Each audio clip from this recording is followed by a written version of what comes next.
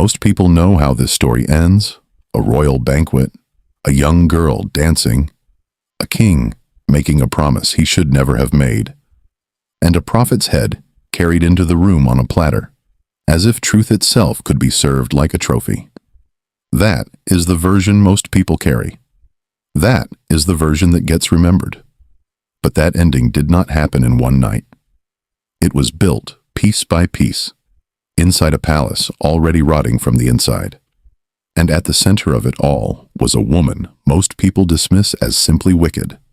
Her name was Herodias, and her story is far more complicated, far more human, and far more sobering than the few verses most people read about her. Because Herodias was not just a villain in a palace drama. She was a woman who had spent her entire life learning how to survive inside one of the most dangerous dynasties in the ancient world. And when a desert prophet threatened everything she had built, she did not panic. She waited. She planned. And she struck at exactly the right moment. This is what really happened. Herodias was born into blood and politics. She was the granddaughter of Herod the Great, the same king who ordered the massacre of the innocents in Bethlehem when he heard a new king had been born. That is the family she came from. That is the world she was raised in. Power was not something the Herods admired from a distance. It was something they protected at any cost, including the cost of human life. She was raised partly in Rome, educated in the ways of the imperial court, and she understood from a young age that in her world, a woman's survival depended entirely on the man she was attached to. So when she was given in marriage to Philip, also known as Herod II, a half-brother of Herod Antipas, she entered a union that was politically safe but personally suffocating. Philip was a private man. He had no throne, no territory, no ambition. He lived quietly, away from the centers of power. For a woman like Herodias, that was not a life. That was a slow disappearance. She had a daughter with Philip. Her name, according to the Jewish historian Josephus, was Salome.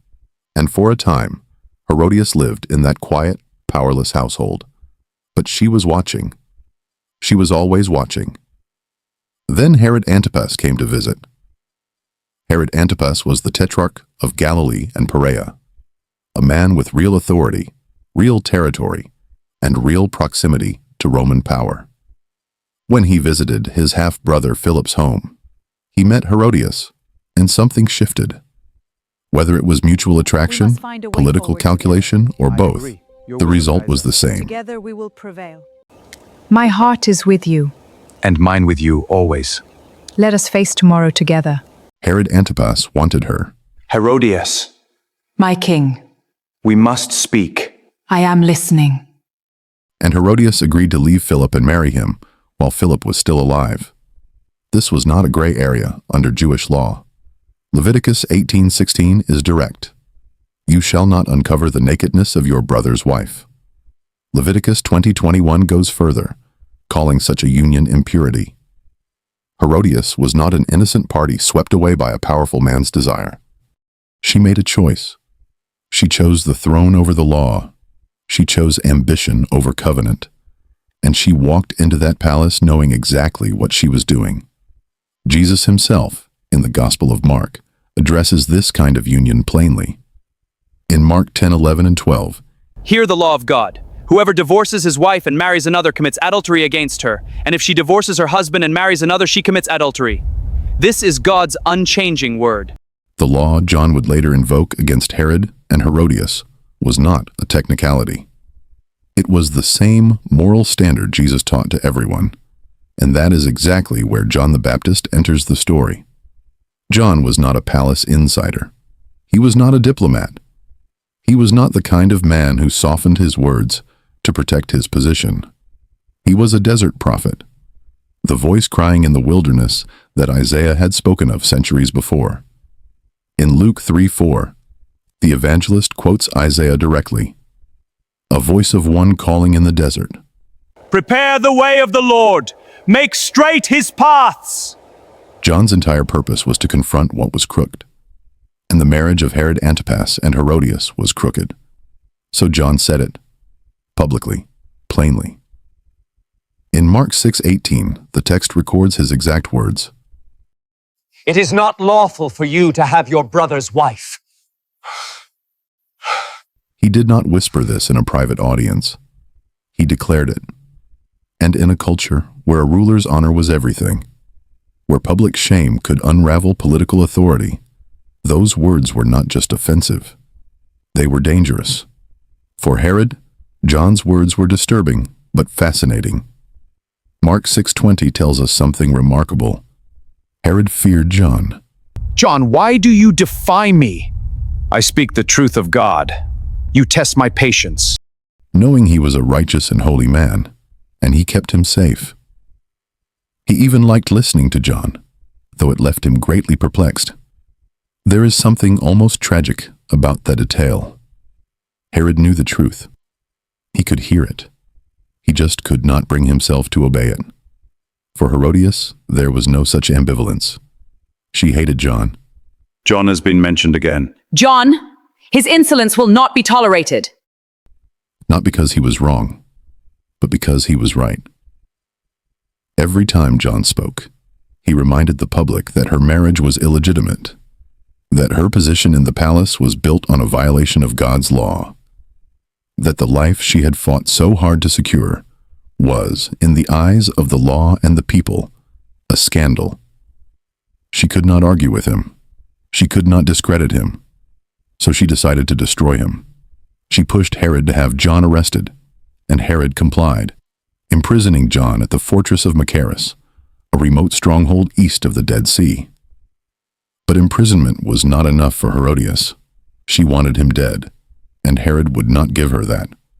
I cannot do it, Herodias. You must! We are at risk! No! I refuse to condemn him. Not yet. This is where the story becomes a study in the most dangerous kind of weakness.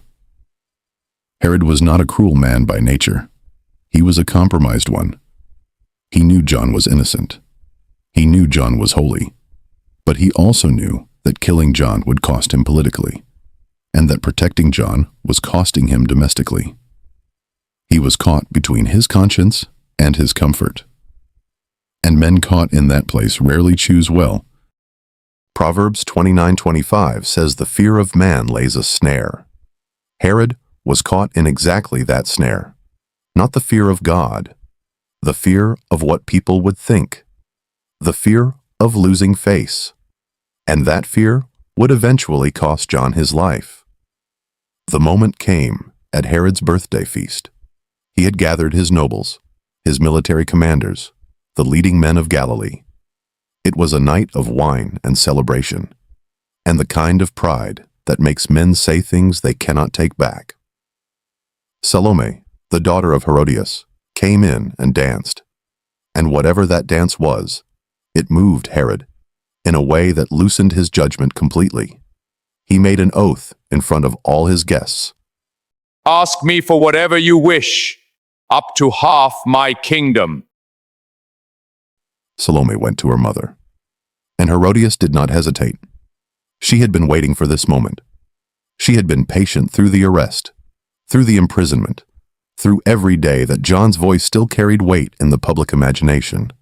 And now, in one sentence, she could end it. The head of John the Baptist. On a platter. This was not a spontaneous act of cruelty. This was a woman who had been planning her move and recognized the exact moment to make it. She used her own daughter as the instrument. She used Herod's pride as the weapon, and she used a birthday party as the stage. Herod was grieved. The text says that plainly.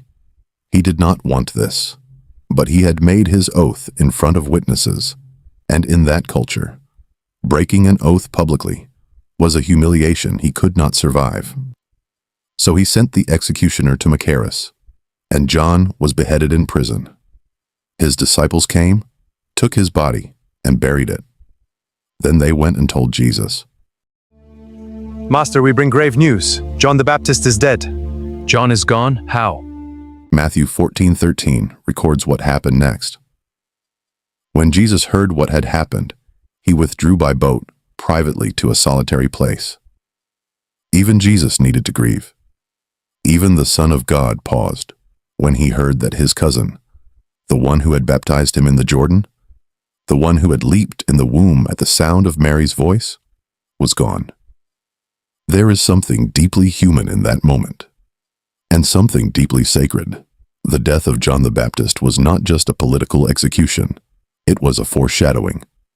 A prophet silenced by corrupt power, condemned not because he was wrong, but because he was right. Killed not by enemies who hated God, but by a ruler who privately respected him. That pattern would repeat itself on a hill outside Jerusalem, not many years later. But here is what Herodias never counted on. She silenced the voice. She could not silence the truth. After John's death, Herod was never the same. When reports of Jesus began to spread through Galilee, when people said a great prophet had risen, Herod's response was not curiosity. It was terror. In Mark 6:16, he says, "John, whom I beheaded, has been raised." The guilt had taken root. The palace that Herodias had fought so hard to control was haunted by the man she had ordered killed. And then came the fall. Herodias had a brother, Agrippa I, a man every bit as politically ruthless as she was. When Agrippa rose to favor with the Emperor Caligula and was given a royal title, Herodias pushed Herod Antipas to go to Rome. Antipas, you must act now. What would you have me do? The threat must be eliminated decisively. And demand the same recognition. It was a fatal miscalculation. Agrippa moved faster. He sent accusations to Caligula ahead of them, charging Herod with conspiracy. Caligula believed it. Herod Antipas was stripped of his title and exiled to Gaul, in what is now modern France. Herodias had a choice. Caligula, perhaps out of respect for her connection to Agrippa, offered her the chance to stay. She refused. She followed Herod into exile, not out of love, most historians believe, but because she had no other option. The palace was gone. The power was gone. The position she had traded her first marriage for, the position she had silenced a prophet to protect, had been taken from her by her own brother. She died in exile, far from Rome, far from Jerusalem, far from the palace she had spent her life trying to hold.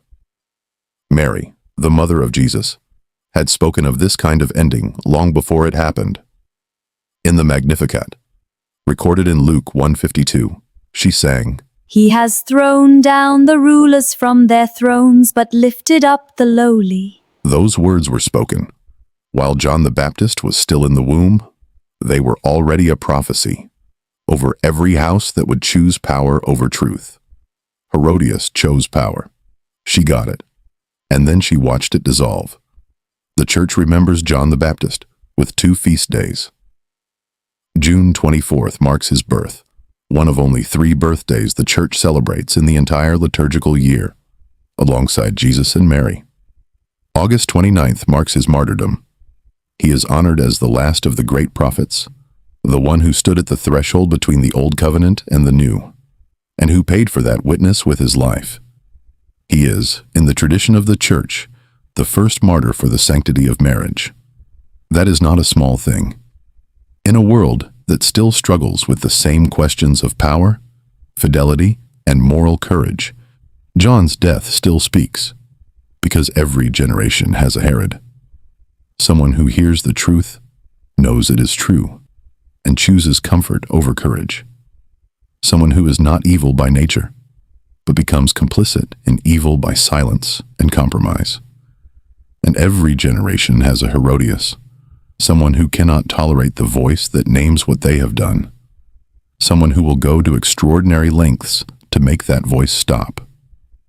And every generation has a John, someone who speaks anyway, someone who names the sin even when it costs them everything, someone who understands that the truth does not belong to them and therefore cannot be traded away for safety. Herodias silenced John the Baptist. But she could not silence what he stood for. And 2,000 years later, we are still talking about him.